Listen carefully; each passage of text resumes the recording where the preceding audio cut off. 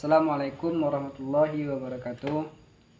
Perkenalkan, nama saya Opin Dedi Purwanto dari Prodi 3 PAI A2.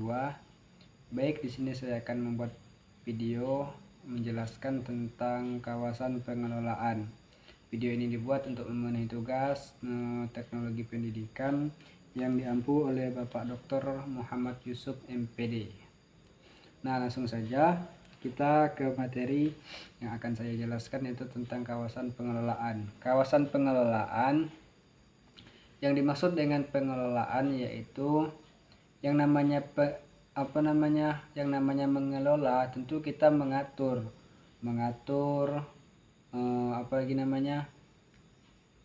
dapat dikatakan dengan mengatur, menjaga, merawat, dan seterusnya.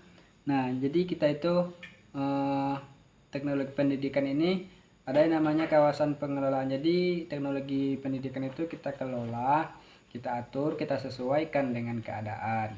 Nah, kawasan pengelolaan ini ada 4 bagian, yaitu yang pertama pengelolaan proyek. Nah, pengelolaan proyek ini meliputi perencanaan, monitoring, dan pengendalian proyek, desain, dan pengembangan suatu produk pembelajaran tertentu. Nah, jadi pengelolaan proyek ini merupakan pengelolaan yang dilakukan dengan ketentuan tertentu. Nah, dan yang kedua yaitu pengelolaan sumber. Pengelolaan sumber itu biasanya lebih dominan kepada mengatur bagaimana memanfaatkan dengan optimal sumber yang ada. Nah, jadi pengelolaan sumber ini lebih dominan kepada yang namanya mengatur atau mengoptimalkan sumber yang ada. Jadi sumber yang ada itu dimanfaatkan dengan baik. Misalnya handphone, ya kan? Handphone itu kita gunakan dengan baik, dengan secara optimal untuk yaitu digunakan untuk media pembelajaran atau media pendidikan. Nah, dan yang ketiga yaitu pengelolaan informasi. Yang ketiga itu pengelolaan sistem penyampaian. Pengelolaan sistem penyampaian ini meliputi perencanaan, pemantauan, pengendalian, yaitu cara bagaimana distribusi bahan pembelajaran diorganisasikan.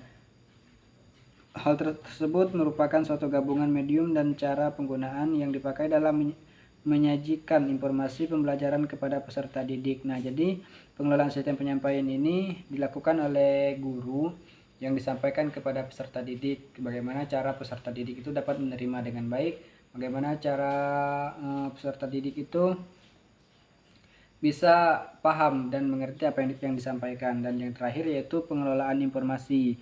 Nah, pengelolaan informasi ini meliputi perencanaan, pemantauan, dan pengendalian cara penyampaian atau pemindahan pemrosesan informasi dalam rangka tersedianya sumber untuk kegiatan belajar.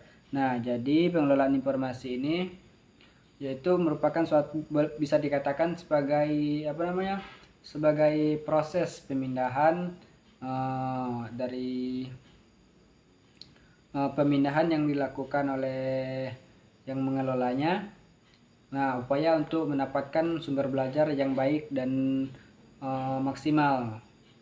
Baik, mungkin hanya itu yang dapat saya sampaikan.